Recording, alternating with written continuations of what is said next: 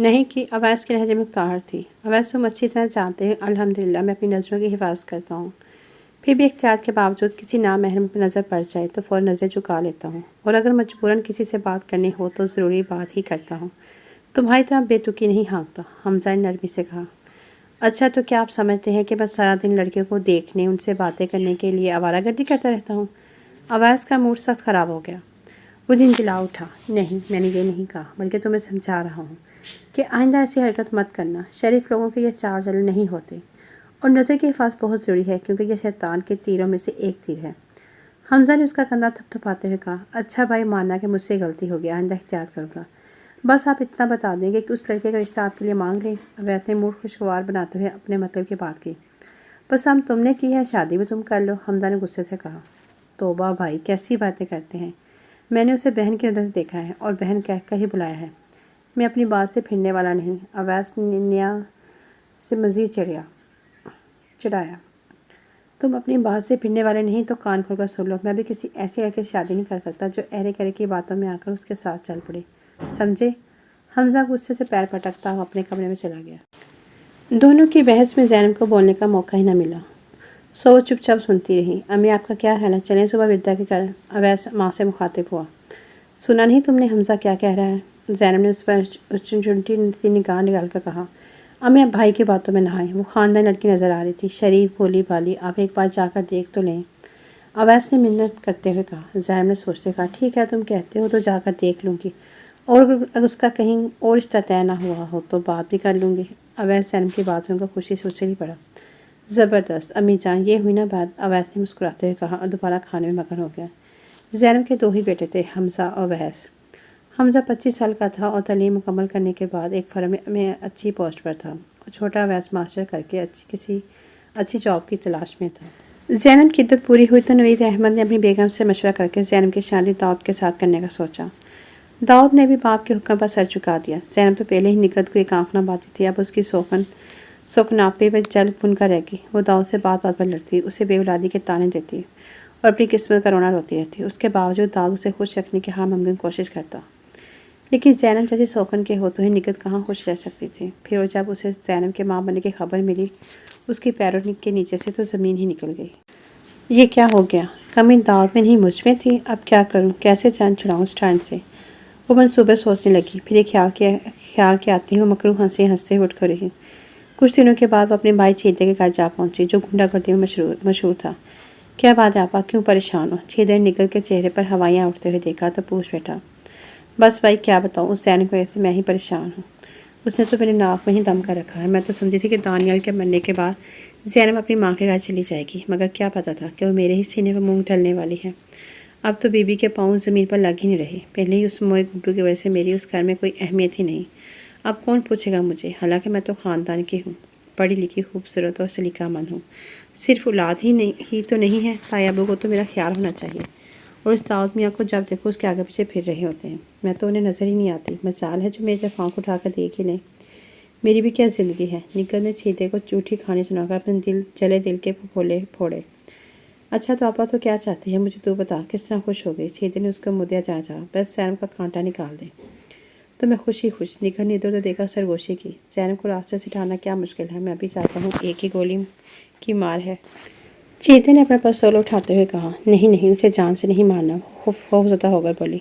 کیوں جان سے نہیں مارنا؟ چھیدہ نہ سمجھتے ہوئے بولا۔ صرف زینب کی بات ہوتی تو خیر تھی، مگر داؤد اپنے بچے کے قاتل کو کبھی معاف نہیں کریں گے۔ اگر انہیں معلوم ہو گیا کہ یہ میرے کہنے پر تم نے قتل کیا تو وہ وہاں حراشر کریں گے کہ ہماری لاشوں کو کوئی پہچان بھی نہ پائے گا۔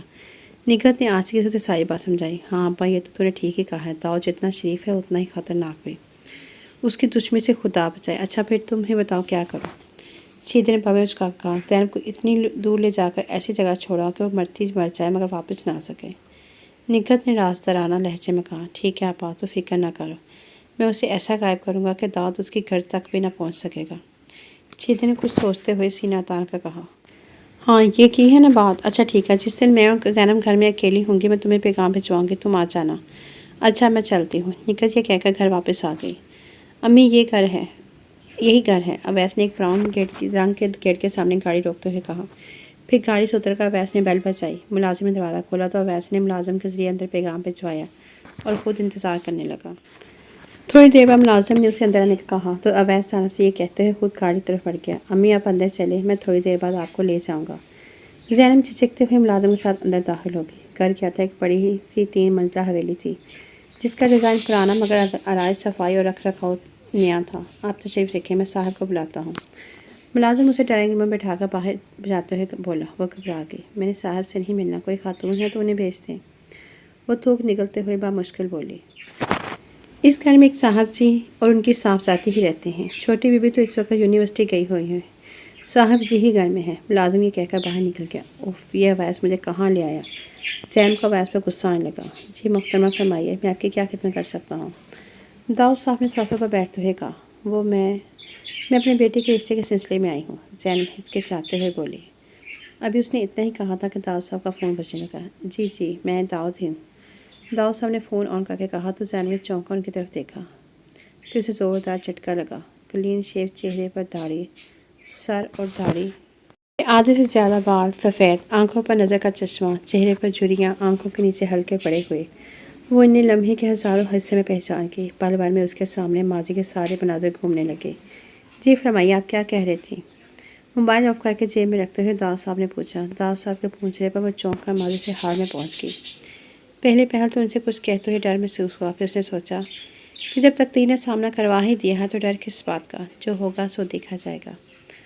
वो अपनी तमाम तर हिम्मत मुजतमा करके बोली। आप दाऊद हैं, नवीद अहमद और मैमूना बेगम के साहबजादे, दानियल के बड़े भाई निकत और ज़ैनब के शौहर। उसने एक ही सांस में तमाम सवालात कर दिए।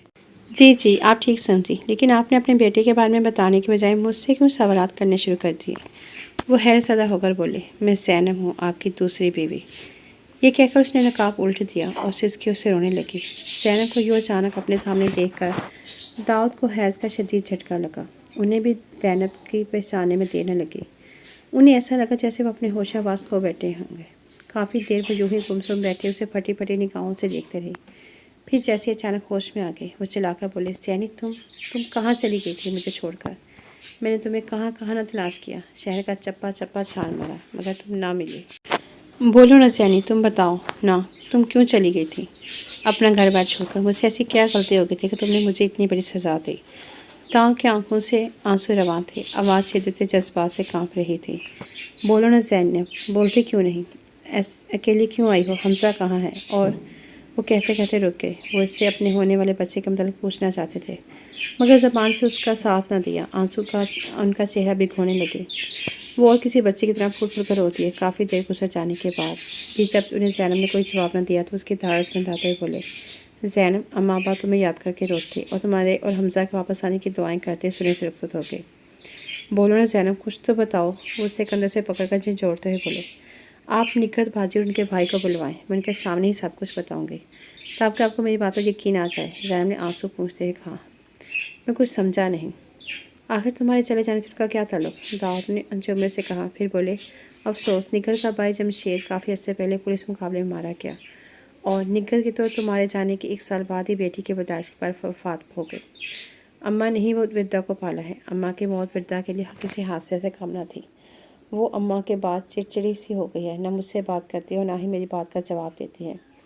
उससे मुझसे शिकायत है कि मैंने शादी क्यों न की। आज उसके बहन भाई होते और वो यूँ इतनी हवेली में अकेली न होती। लेकिन ज़ैनब, मैं उसे क्या बताता कि तुम क्या कर गई। मेरा स्कूल बर्बाद हो गया, न रात को आराम न दिन को चैन। बस हर वक्त एक ही फिक्र थी कि तुम कहाँ हो गई, किस हाल में हो गई। दाऊद ने अपना हाल दिल बयान किया। फिर बेदाबी से पूछने लगे। तुम बताओ ना, तुम्हारे साथ क्या बीती। आप यकीन करेंगे मेरी बात का। ज़ैनब ने बेयकीनी के आलम में कहा। क्यों ना करूँगा यकीन, तुम बताओ तो सही। दाऊद साहब ने जवाब दिया। अच्छा, तो पहले आप ये तो बताएं कि जिस दिन मैं घर से गई, निगल बाजी ने आपको मेरे बारे में क्या बताया। मेरी पूछ में निगल ने बताया कि कोई लड़का आया था तुमसे मिलने, फिर तुम उसके साथ चली गई। वो लड़का कौन था ये उसे मालूम नहीं था। दाऊद ने वही बात दोहराई जो निगल ने उनसे कही थी। और आपने यकीन कर लिया कैसा ही हुआ होगा। ज़ैनब ने गमों उसे कैफे में कहा। नहीं, बिल्कुल नहीं, मैं कैसे मान लेता उसकी बात। तुम तो कभी घर से अकेली बाहर न निकली थी, ना ही तुमसे कोई रिश्तेदार मिलने आया। मुझे तुम पर कोई शक नहीं, तुम तो बहुत ही बाकिरदार लड़की थी। दाऊद ने उसकी खूबियों को खुले दिल से इतराफ़ किया। शुक्रिया, आपने मुझ पर इत्मीनान किया। आप सुनिए जो मुझ पर भी थी। ज़ैनब ने आहिस्ता आहिस्ता कहना शुरू किया। उस दिन 11 साढ़े 11 बजे का वक्त था। अम्मी अबू सदीक चाचा से मिलने के घर गए हुए थे। میں اور نکھت باجی گھر میں تھی۔ امی ابو کے جانے کے کچھ ہی دیر بعد نکھت